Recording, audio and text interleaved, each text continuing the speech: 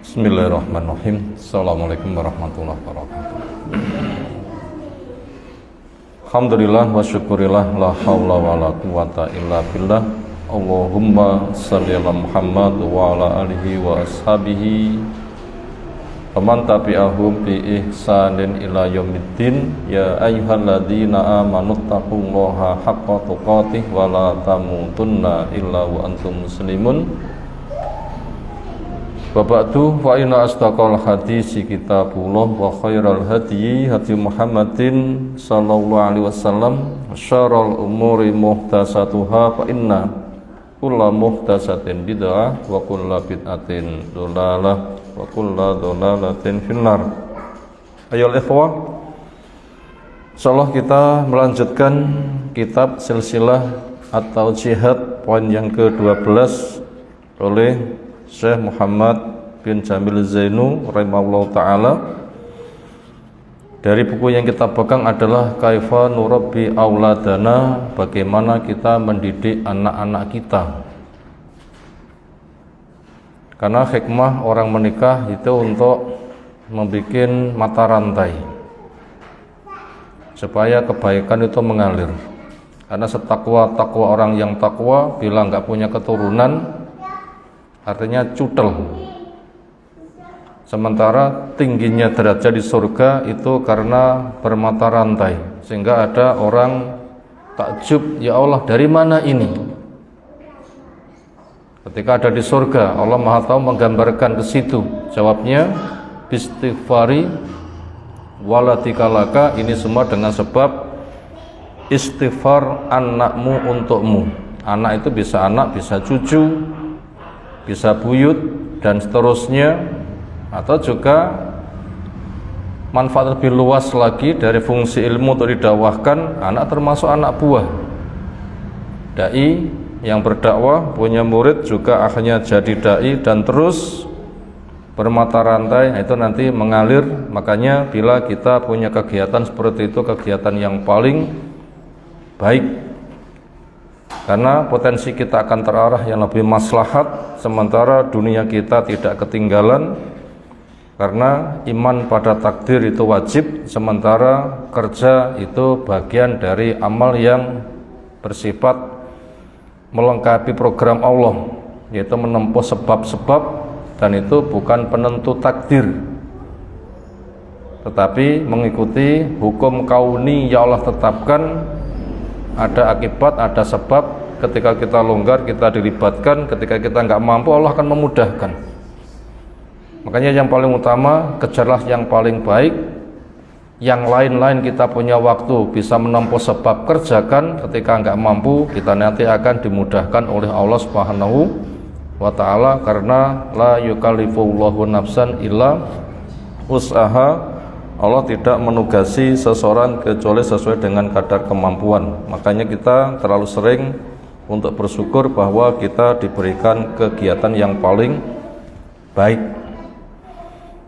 Khairukum man ta'allamal Qur'an wa 'allamahu, sebaik-baik kamu siapa yang mempelajari Al-Qur'an dan mengajarkannya.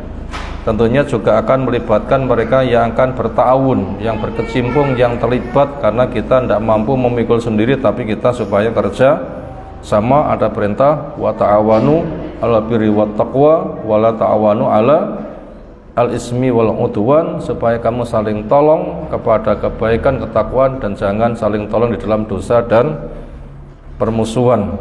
Dan di balik itu dengan cinta akan disusulkan, dengan lau akan disusulkan. Karena al-mar'u ma'aman ahaba, orang dibersamakan dengan yang dicintai. Orang mengatakan lau, duhai, andaikan saya punya modal semisal fulan, saya akan berbuat semisal fulan. Itu namanya ghibtoh. Maka walau pekerjaannya burung, tetapi dengan ilmu yang jelas, niat yang kuat, kerja keras semampunya, nanti akan disusulkan walaupun kenyataannya dia belum mampu. Kelanjutan pembahasan halaman yang ke-15 tentang rukun iman yang 6. Kemarin telah kita pelajari sudah 5 poin. Terakhir, keenam kemarin adalah iman kepada hari manusia akan dihisab untuk diketahui baik buruk dan ditimbang. Makanya ini semua akan mendorong manusia untuk muhasabah, yang kita mendapatkan pesan dari sebuah asar, hasibu anfusakum qabla an tuhasabu, sebelum kamu dihitung maka supaya kamu menyiapkan, sehingga ketika dihitung nanti penghitungannya mendapatkan hasil yang baik, karena segala sesuatu butuh untuk disiapkan. Sampai di dalam kancah peperangan juga disiapkan, wa a'iddu lahum ma istata'tum, untuk menghadapi musuhmu siapkan apa yang kamu mampu dari kuah. Di antaranya mana aromyu, menyiapkan kemampuan melempar, entah manual atau dengan cara yang modern. Yang jelas itu ada perintah untuk membuat persiapan-persiapan. Makanya kita di dunia itu membuat persiapan, ketika kelak kita dihisab, persiapannya matang, nanti harapannya adalah hasilnya baik. Itu diantara hikmah iman kepada hari akhir. Sekarang kita masuk pada poin yang keenam, wa tu'minu bil qadari khairihi wa syarrihi. Bila adaan ketika ditanya apa itu iman, dengan jawaban antu'mina, maka di sini dibaca dengan wa tu'mina, wawanya wa ataf ke an sebelumnya, dan bahwasanya kamu mempercayai dengan pasti tanpa ragu bil qadari, adanya takdir, khairihi, entah yang baik, wasyarihi, dan juga yang buruk.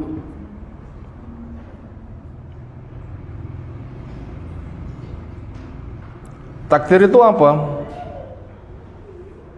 Ketetapan yang Allah tetapkan kepada hambanya untuk diberlakukan sebagai jalur kehidupannya.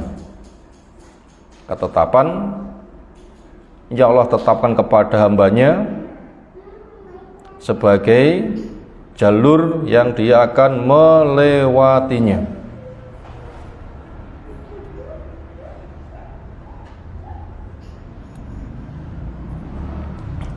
Secara ringkas, apabila kita mengkaji syarah dari berbagai macam pensyarahan,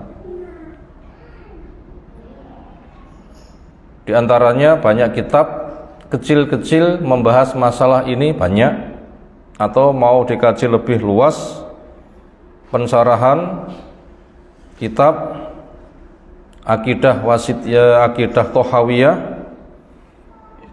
pun juga menjadi pembahasan yang luas. Kesimpulannya adalah takdir dibagi menjadi dua. Pertama, kauni, takdir atau masyiah atau irodah dari Allah Subhanahu wa ta'ala. Pertama, ada yang dikategorikan kauni, adanya Allah yang mengadakan tanpa dilibatkan makhluk. Adanya Allah yang mengadakan sendiri tanpa dilibatkan makhluk, yang itu seringnya sebagai modal dan bahan ujian. Yang mudah saja, karena pembahasannya terlalu luas, hadis tentang proses penciptaan manusia, 40 hari pertama, 40 hari kedua, 40 hari yang ketiga, lalu ditiupkannya roh, ditulis tentang takdirnya. Di sana ada 4: 1, jatah umur; 2, rizki; 3, amal atau kemampuan karya atau termasuk jenis bakat; yang keempat, bahagia atau celaka. Itu masuk pada wilayah takdir kauni. Sebagaimana kita urutkan, makhluk pertama kali dicipta apa? Pen. Tugasnya apa? Nulis takdir. Sudah diangkat, selesai, dibukukan, kering, Sebelum alam raya dicipta, berapa jaraknya? 50.000 tahun. Ini semua kita mengimaninya berdasarkan dalil, bukan hasil pengecekan. Karena keimanan yang paling banyak dibutuhkan itu adalah yang di sana ada wahyu, iman kepada yang gaib. Karena iman kepada yang bersifat dohir, yang itu medianya kecil, sudah diberikan pembekalan akal dan peristiwa alam, andaikan tidak diturunkan wahyu itu sudah dianggap cukup. Contohnya apa? Wedhus tanpa ngaji sudah bisa hidup belum? Jawab, udah. Dengan bawaan fitrahnya sudah. Tetapi karena dia dicipta untuk alam dohir saja di dunia, makanya tidak membutuhkan wahyu, cukup. Buktinya lihat saja kambing. Nah, orang kafir yang menolak kepada wahyu yang banyak cerita tentang gaib, dia menolak permasalahannya tidak dideteksi oleh akal, makanya kelas dia itu hanya sebatas kelasnya hewan. Makanya Allah menyebutkan walladzina kafaru yatamataun wa yakulun kama ta'kulu al-an'am. Orang kafir mana yang menolak kepada wahyu, hanya mengandalkan akal, itu senang-senang dan makan seperti hewan. Makanya itu akan diterima apabila terpantau oleh mata, telinga dan indranya. Wedhus pokoknya ijo-ijoan ngarepe selesai, gitu kan? Ya kurang lebih itu apabila orang itu mengandalkan akal, pol-polnya juga hanya sebatas itu. Dan itu amat sangat terbatas. Makanya kondisi kayak begitu tanpa wahyu selesai. Nah, sementara manusia yang diberikan hukum yang akal bisa menerima, itu ternyata menggunakan sistem berjodoh. Sebagaimana Allah menjelaskan subhanalladzi khalaqal azwaja kullaha. Itu ayat Qur'ani tapi menjelaskan kauni. Maha suci Allah yang menciptakan makhluk semuanya berjodoh. Secara akal bisa dicek makhluk dibikin berjodoh? Bisa. Pagi, sore, siang, malam, panas, dingin, laki, perempuan, hidup, mati, kenyang, lapar. Itu kan kauni kan bisa dibuktikan. Ya seperti itu. Termasuk ada awal, ada akhir. Sementara dengan akal itu yang disuguhkan masih yang awal saja. Sementara dengan akal yang disuguhkan masih apa? Awal saja.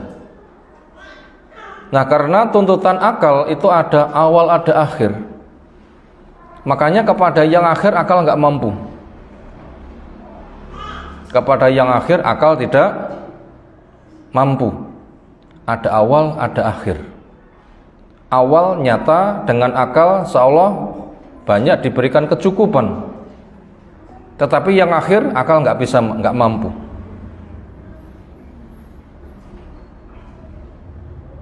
Kemudian berlakunya hukum kauni ada awal, ada akhir. Itu selain akal menuntut juga fitrah manusia. Sekarang kita ambil contoh. Tiba-tiba saja enek suara mbek.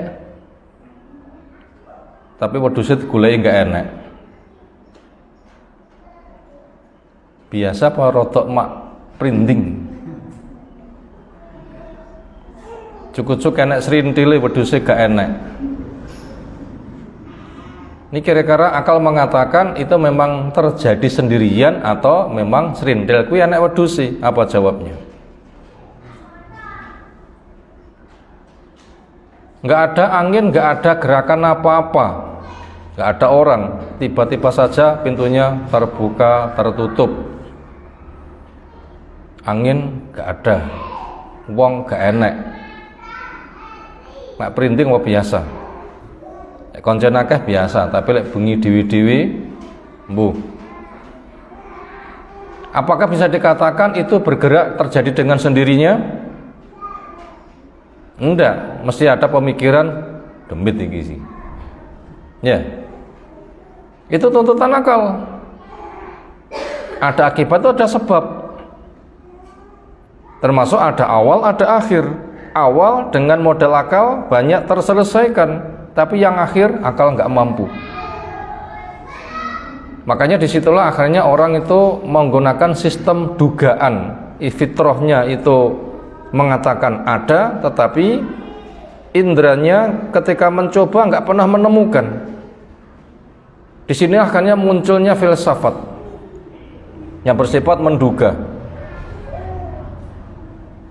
Dan kenyataannya orang yang mempelajari filsafat itu condong menuju kepada bingung dan stres. Karena menduga dan tidak pernah menemukan jawabannya. Semisal orang itu menyelami lautan dengan manual, kapan bisa selesai? Mengukur dalamnya laut manual, kapan bisa selesai? Yang ada hancur di tengah jalan. Tidak percaya, buktikan. Dan orang yang mempelajari ilmu filsafat semakin bingung. Itu pengakuan mereka sendiri. Maka kondisi kepada yang akhir ini dibutuhkan wahyu. Disinilah yang paling banyak datangnya Islam dengan wahyu, perannya untuk mengungkap bagian yang akhir, yang gaib. Makanya iman kepada yang gaib itu merupakan dasar iman. Yu'minuna bil ghaibi. Itu sebagai tuntutan akal, ada zahir, ada batin, ada hadir, ada gaib. Ada awal, ada akhir. Untuk bagian yang akhir-akhir ini akal nggak mampu, disitulah dibutuhkan wahyu. Maka Nabi kita pun juga sama, ketika dicipta sebagai makhluk lahir dan batin. Lahirnya bisa menyelesaikan, tapi batinnya ketika nggak dapat wahyu, nggak bisa menyelesaikan, maka Allah mengatakan wa wajadaka dhallan fahada. Semula Allah menjumpaimu sesat, bingung. Karena ketika hendak mengungkap masalah dengan duga-dugaan nggak pernah ketemu. Ibaratnya pergi nggak tahu alamatnya, kapan bisa sampai tujuan? Pergi nggak tahu alamatnya, kapan sampai tujuan? Bisa? Iya carane. Wong kadang nek desa dalane biasanya lurus gitu rada mencel engko bingung ki lor kidul endi bisa. Ya enggak? Bingung. Kalau enggak ada kompasnya bingung. Itu gambar saja, kalau tidak ada bantuan, itu keterbatasan akal. Di situ butuhkan wahyu. Yang nanti akan membongkar semuanya. Dan untuk membuktikan bahwasanya wahyu itu ada dan benar, maka manusia itu sering ditantang. Hukum akal adalah ada itu diadakan. Sekarang kamu, hi manusia itu ada. Apa Allah menantang? Am khuliqu min ghairi syai'in am khalaqu anfusahum am khalaqu as-samawati wal ardu. Apakah mereka itu dicipta tanpa bahan? Mungkinkah dicipta tanpa bahan? Memproduk renek bahannya mau memproduk apa? Arepe geroti trigune renek apa? Mau bikin teh banyune gak enek, gulone gak enek, mau apa? Tentunya akal akan mengatakan suruh masak ya ada bahannya. Makanya ketika mereka, apakah mereka dicipta tanpa bahan, mereka akan menjawab, ya tidak mungkin dicipta, ya harus ada bahannya. Ini kan tuntutan akal kan. Kalau begitu siapa yang mencipta? Kudune Allah. Bila tidak mengakui, sekarang dicek lagi, am khalaqu anfusahum, atau mereka memang bisa menciptakan diri mereka sendiri, termasuk langit dan bumi. Jawabnya, betul, orang bisa menciptakan dirinya. Kalau memang iya, buktikan. Tentunya jawabannya juga tidak menemukan. Nah, senada dengan itu, dari sinilah akhirnya akan menyimpulkan dengan bekal fitrah yang ada, memang ada zat yang menciptakan, itulah Allah. Peristiwa yang makhluk tidak mampu tapi kenyataannya terjadi, itulah tanda-tanda wahyu seperti itu. Makanya berkaitan dengan masalah takdir kita juga butuh wahyu. Tanpa wahyu kita juga nggak akan bisa. Itu tadi penjabaran pertama tentang takdir dibagi satu, takdir kauni sebagai sarana hidup sekaligus nanti akan dijadikan sebagai bahan ujian. Jatah umur, rezeki, amal, kemampuan berkarya, bakat-bakat, termasuk suka duka yang masing-masing orang itu mengalaminya. Nah, kemudian yang kedua ada takdir syar'i. Yang di situ mutlak dibutuhkan wahyu. Kalau kita nggak mendapatkan wahyu, kita nggak akan pernah bisa. Itu akan membongkar tentang kondisi hari akhir, hari hisab, dibangkitkan, hari pembalasan, ada surga dan neraka. Ini tanpa menggunakan wahyu tidak akan pernah bisa. Makanya yang mau iman kepada pembahasan takdir ini, kalau tidak ada keimanan tidak bisa. Ada kelompok yang tidak mengimani kepada takdir, hanya sebatas mengandalkan akal. Siapa mereka? Ya kelompok Qadariyah atau Mu'tazilah atau Jahmiyah. Semuanya itu adalah hasil akal-akalannya. Itu prinsipnya sama. Jadi Mu'tazilah memang menolak kepada sunnah.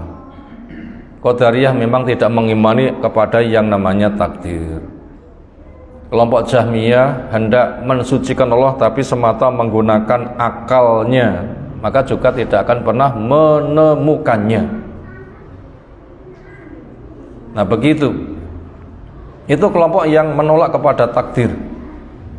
Sehingga yang ada dengan filsafat yang ada itu hanya serba bingung, bingung, dan bingung. Kemarin saya menyampaikan kajian di Ar-Rahmah Blitar, ada jebolan UIN ikut ngaji,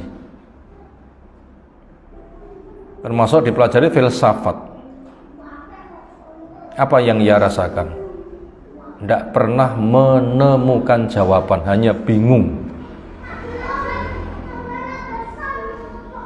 Itu ketika sudah membongkar kepada yang gaib.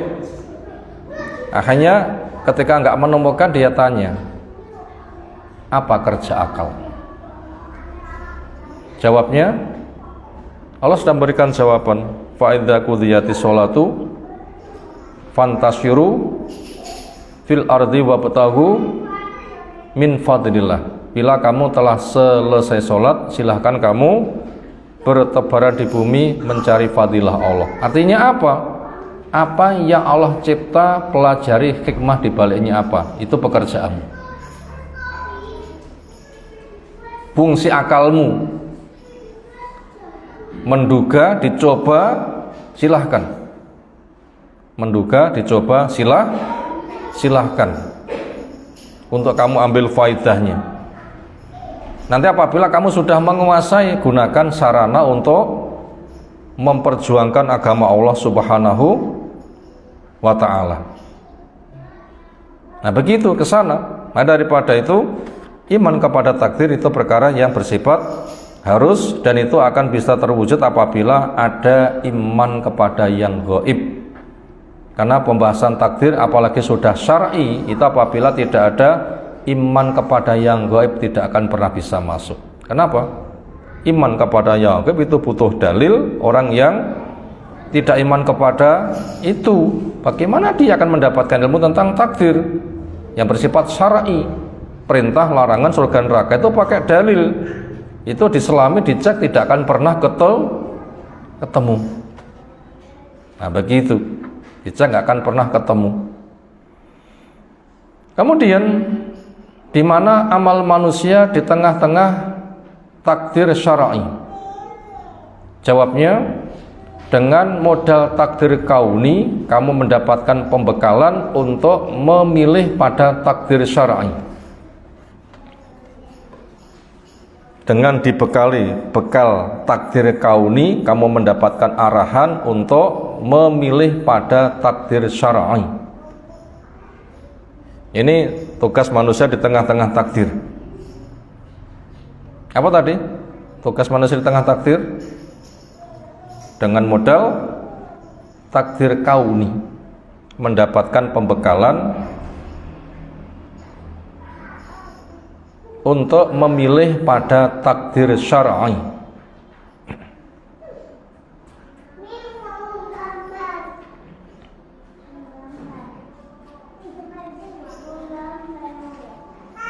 Nah, pembekalan yang ada itu digambarkan seperti pembekalan kepada penggembala kambing. Di depannya lahan yang luas, dia akan menggembalakan kambing ke arah kanan atau ke arah kiri. Sementara dia sudah mendapatkan bekal kauni sejak dari hidup, masuk masa balik, diberi kemampuan berpikir. Di sana ada waktu, ada modal kehidupan, alam raya, rezeki, kekuatan kamu. Sekarang pembekalannya cari informasi.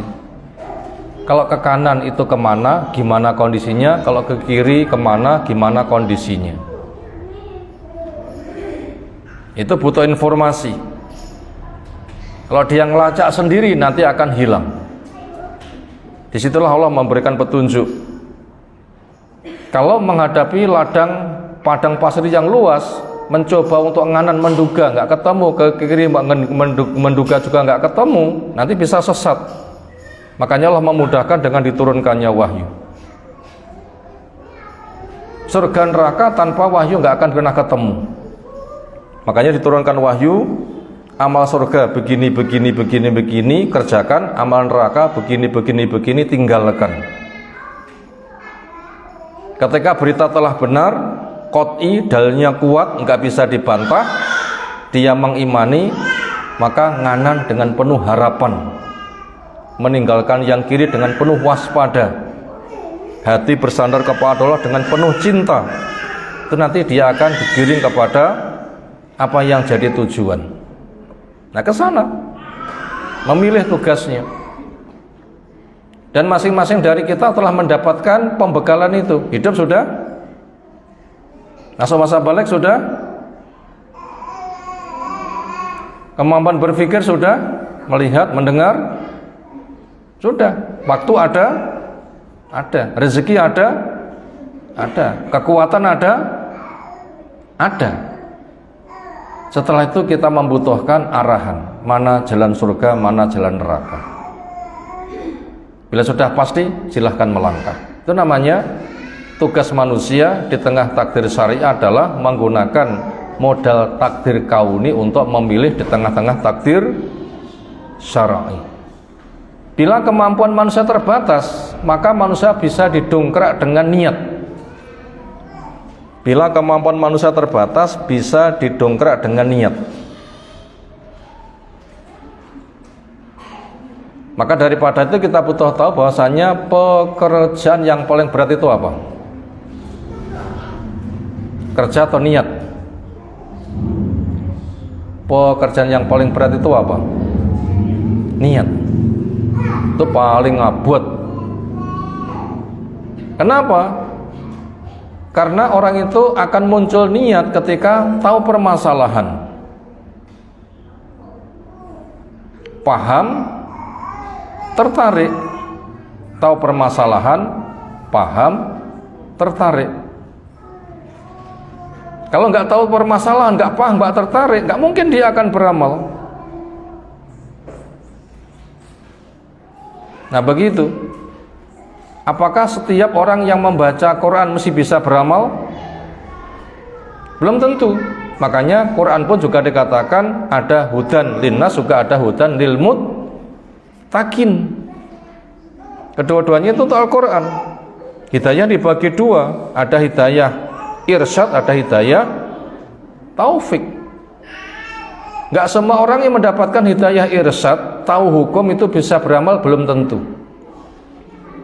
Untuk bisa beramal itu membutuhkan setelah hidayah irsyad, hidayah taufik. Apa itu? Rasa tertarik.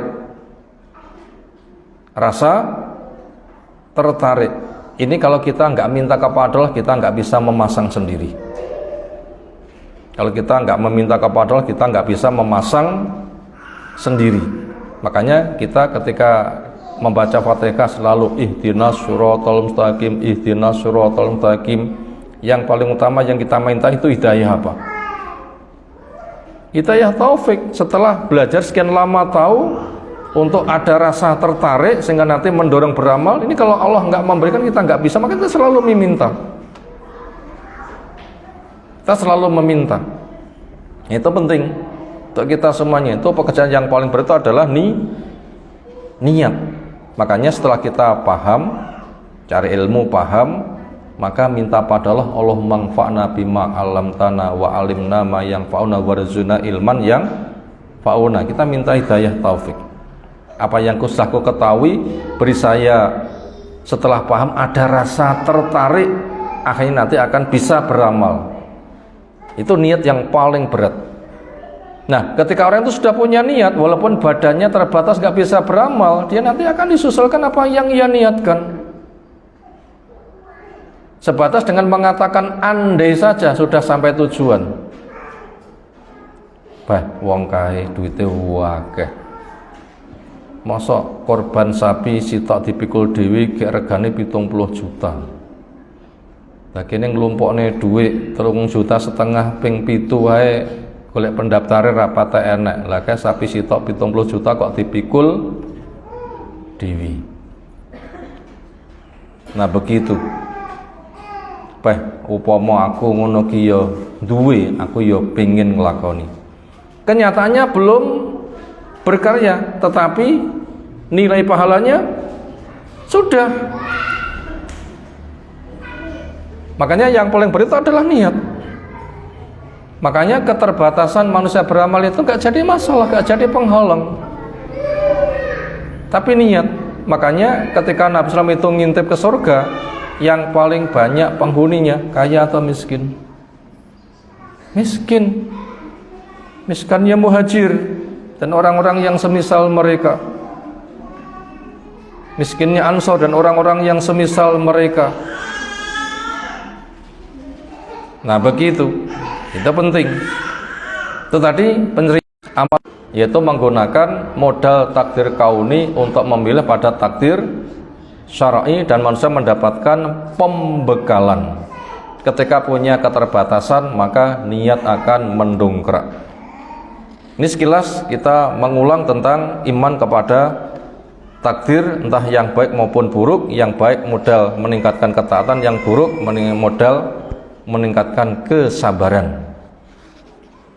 Sekarang kita masuk kelanjutan berikutnya, aridho bil qadari khairi wasari ma'akhdi bil asbab. Ridho kepada takdir baik dan buruk itu disertai dengan menempuh sebab. Ya tadi, di tengah takdir kauni dijadikan modal untuk memilih pada takdir syar'i, yaitu memilih jalan surga sebabnya kerjakan, jalan neraka sebabnya tinggalkan. Dan kita punya kemampuan seperti itu. Sekarang kita masuk pada min fawaidi al-hadis. Di antara faidah hadis ini, dari rukun iman yang 6, di sini ada 5 faidah. Al-imanu billah, iman kepada Allah itu faidahnya apa?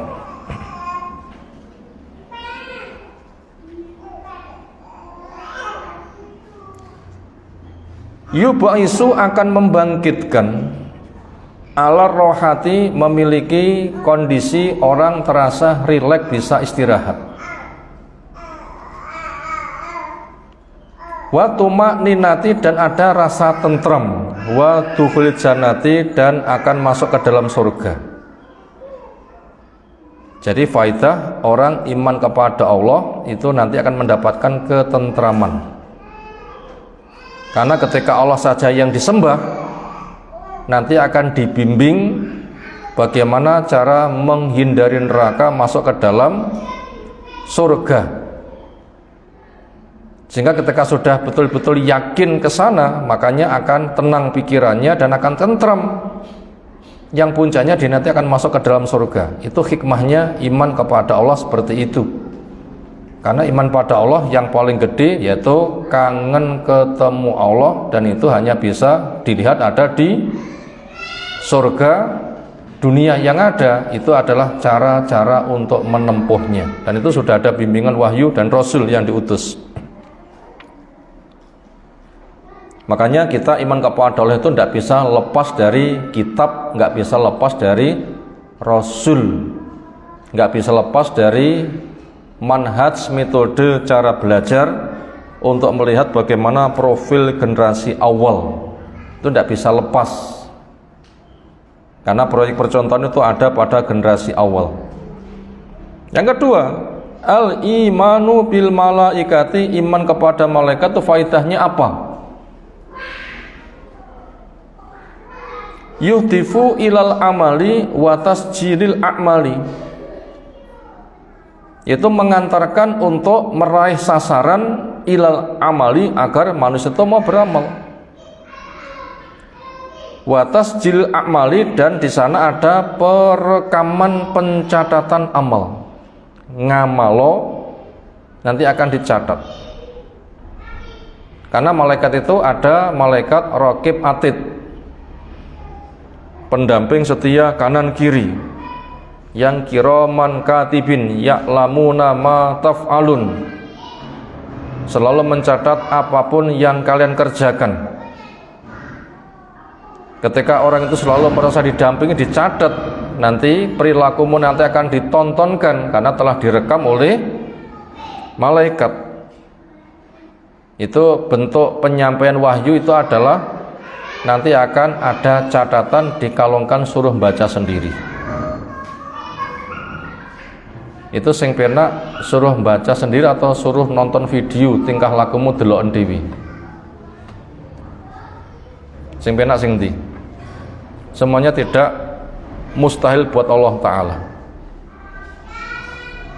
Apabila itu menggunakan kitab, kata kitab itu sudah dikenal sejak dari awal.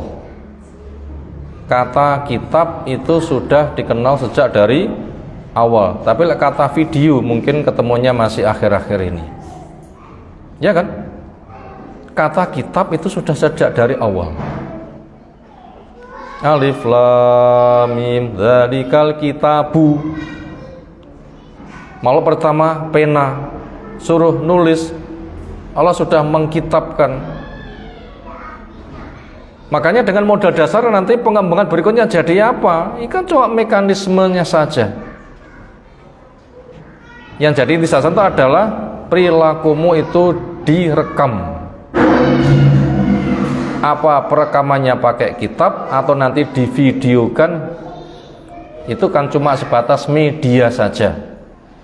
Tapi dengan standar dikitabkan, orang itu nggak bisa menolak sama sekali, dan itu pemahaman yang paling mudah, dasar sejak dari awal. Makanya kita wajib menyadari perilaku kita itu sebenarnya adalah direkam. Anggota badan kita yang berbuat akan ngomong, lingkungan kita akan jadi saksi. Lesan yang suka berkilah nanti akan dikunci, tangan yang akan bicara, kaki akan menjadi saksi, malaikat jadi saksi, orang di kanan kiri jadi saksi, Allah sendiri yang maha tahu. Tanpa dilibatkan kitab, anggota badan, malaikat, Allah sendiri pun tahu. Tapi manusia punya keterbatasan, dicipta memang dibutuhkan sarana, sehingga nanti proyek itu akan membuka lapangan yang luas.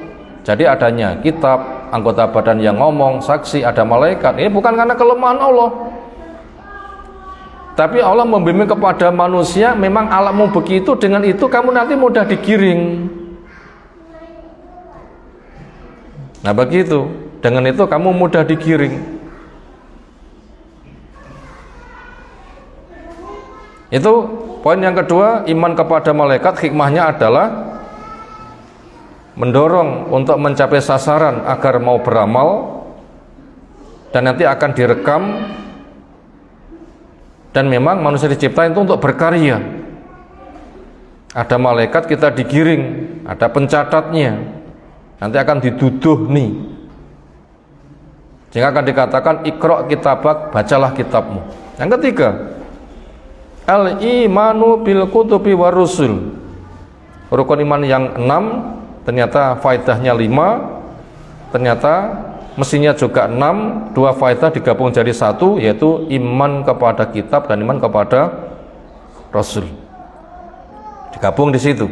Faedahnya mestinya 6 sesuai dengan poin-poinnya rukun iman yang 6, terus kok 5, ternyata yang 2 digabung jadi 1, kitab dan Rasul. Kenapa kok begitu?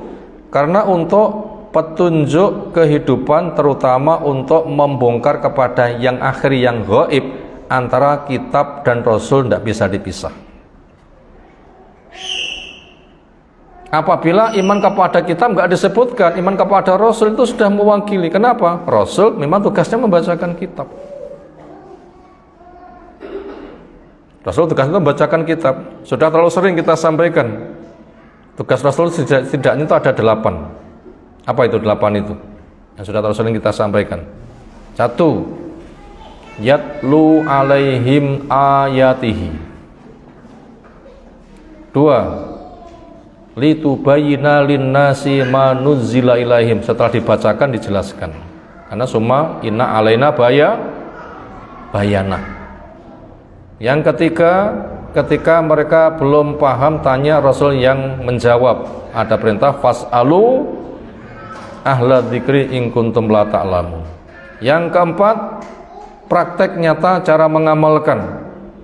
Laqad kana lakum fi rasul uswatun hasanah. Lalu yang kelima, meluaskan wawasan.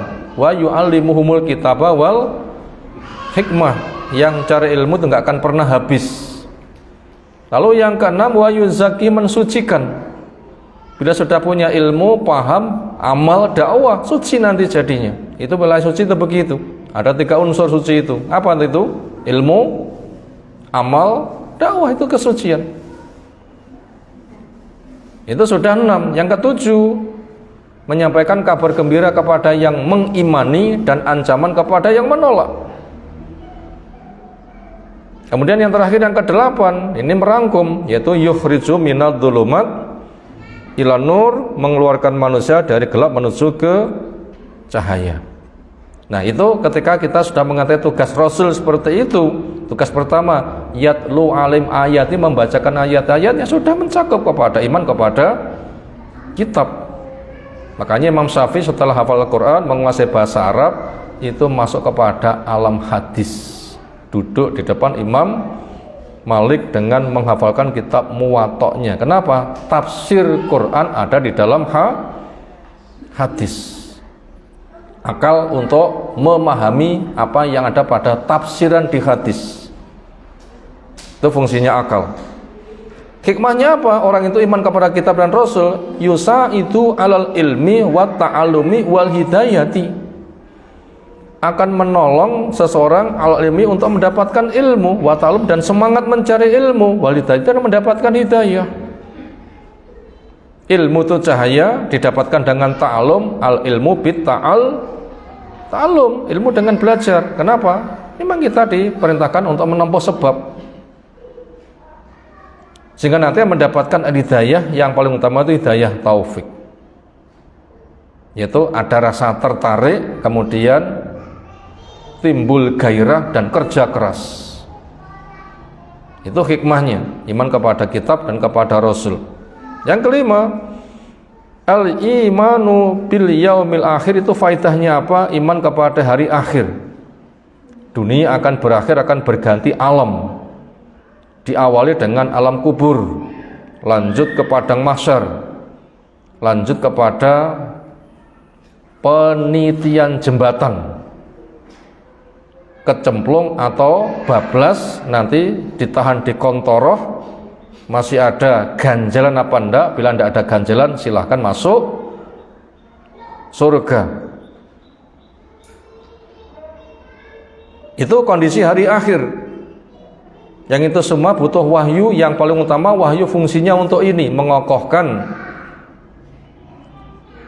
takdir kauniyah, diberdayakan untuk menyambut takdir syar'iyah diniyah, sehingga yuhissu, ahassa yuhissu, mendorong alal amali, kepada amal. Karena ketika orang itu mati, maka hasil karya di dunia akan ditinggal. Maka yang akan menjadi pendamping dia amalnya, yang menjadi pengantar surga apa, yang menjadi penjauh neraka apa, itu nanti akan mendorong dia untuk menempuh jalan baik, menghindari jalan buruk. Wa muhasabati nafsi, dan muhasabah untuk mengadakan totalan akan pribadinya. Makanya muhasabah itu bisa sebelum, sedang, dan sesudah. Ada berapa waktu muhasabah? Koreksi diri 3 kali. Sebelum beramal, sedang beramal, dan sesudah beramal. Sebelum beramal, kamu mau beramal tujuanmu apa? Lek bener tandang ngono, lek salah mandeko. Yang kedua, sedang beramal. Bisa teguh menggapai kebaikan atau kamu mandek di tengah jalan. Kadang ada orang itu baik disanjung, itu malah membanggakan, nanti bisa batal. Makanya ketika kita beribadah diketahui orang disanjung, segera ditutup, jangan sampai ada rasa suka disanjung kemudian menghias-hiasinya supaya semakin kuat sanjungannya. Tidak boleh, segera ditutup. Itu muhasabah ketika sedang beramal. Kalau muncul pengen disanjung karena dilihat orang, kita tutup, seolah nanti nggak membahayakan. Tapi apabila dibiarkan semakin dihiasi, dikala itu sedang batal. Yang ketiga, muhasabah sesudah beramal. Artinya apa yang sudah diamalkan dijaga, jangan sampai mengalami pembatalan. Amal bisa batal? Bisa. Syirik membatal.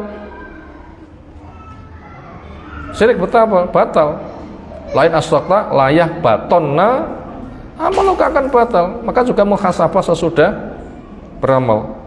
Itu hikmah iman kepada hari akhir adalah mendorong orang beramal dan untuk mengadakan muhasabah. Yang terakhir, al-imanu bil qadari, iman kepada takdir. Faidahnya apa?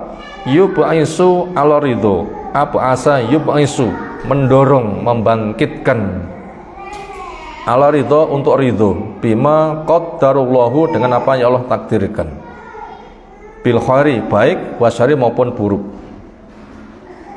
Karena baik buruk itu sebagai modal. Allah membuat takdir baik buruk itu pemahamannya gimana? Semisal murid kon garap soal dengan cara memilih, ya kan? Guru membuat soal, murid kon garap dengan cara memilih. Memang tugas mentor ikhtiar, memilih sing apik. Makanya di sana misalnya sing paling gampang dan terlalu sering kita sampaikan, silakan pilih jawaban yang paling benar. 5 tambah 5 sama dengan A, 10 B, 5 C, 0 D, selawi. Pilih mana? Makanya guru bikin soal gitu salah atau benar? Boleh atau enggak? Guru bikin soal gitu boleh enggak? Boleh. Allah membuat baik buruk ya semisalnya itu suruh milih. Neraka hindari, caranya gini, surga masuki, caranya begini, sudah diberdayakan. Ketika sudah, silahkan tugasmu memilih. Murid diajari, dilatih, dikursusi. Ketika sudah mahir, nanti nggarap soal. Nah begitu. Makanya membimbing kepada kita iman kepada takdir, adanya baik buruk adalah ridho kepada apa yang ditetapkan. Ketika itu baik syukuri, ketika musibah itu disabari.